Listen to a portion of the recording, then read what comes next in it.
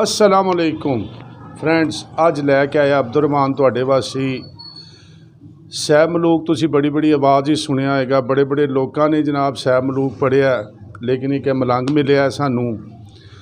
तो इहदी आवाज़ सुनो, इहदी सैब मलूक दी तरस सुनो और इहदा दरस सुनो, तो तुहानू इंशाअल्लाह चैलेंज होएगा कि इहो जी पुरसोज आवाज़ दे विच सैब मलूक बहुत घट तुसीं सुनिया होएगा। आओ हुण तुहाडी पहले इस मलंग दे नाल मुलाकात करवाइए, इहदे कोलों पुछिए और फिर इहदे कोलों सैब मलूक सुनिए। अस्सलाम वालेकुम। अस्सलाम वालेकुम जी। वाह सलाम। की नाम है अपना? मोहम्मद फरियाद जी। मोहम्मद फरियाद। ते कित्थों दा रिहायशी है?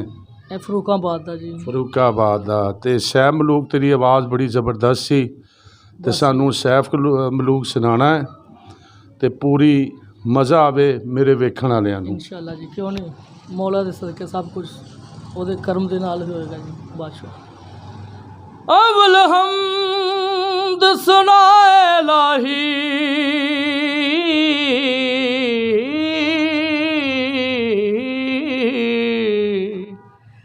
ते जो मालिक हर हर दा उसदा नाम जो तारन वाला, ते किसे मैदान ना हर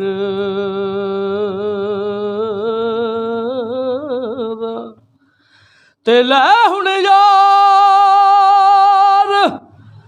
हवाले रब दे,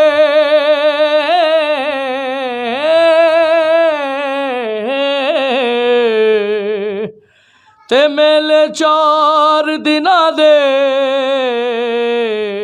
उस दिन ईद मुबारक होवे, ते जिस दिन फिर मिला दे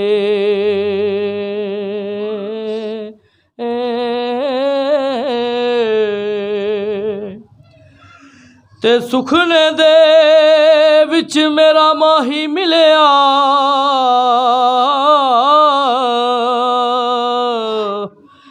ते मैं गल विच पालियां बावां डरदी मारी ओ अख ना खोला, ते किते फेर विछड़ ना जावां। ते लोका मैनू आन डराया, ते रात कबर दी काली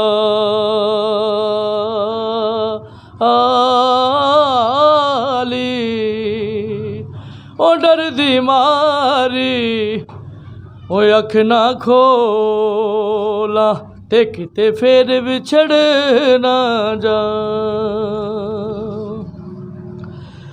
ते खण खण जिला कदर ना मेरा,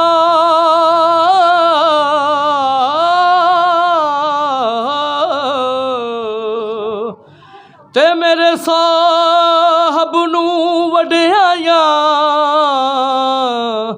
मैं गलियां दा ओ रूड़ा कूड़ा, ते महल चढ़ाया साया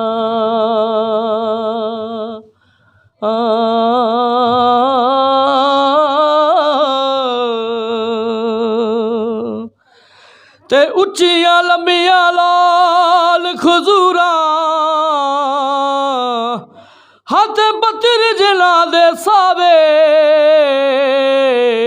जिस दिल नाल प्रीत नबी दी, ते किते ओ दिल नजर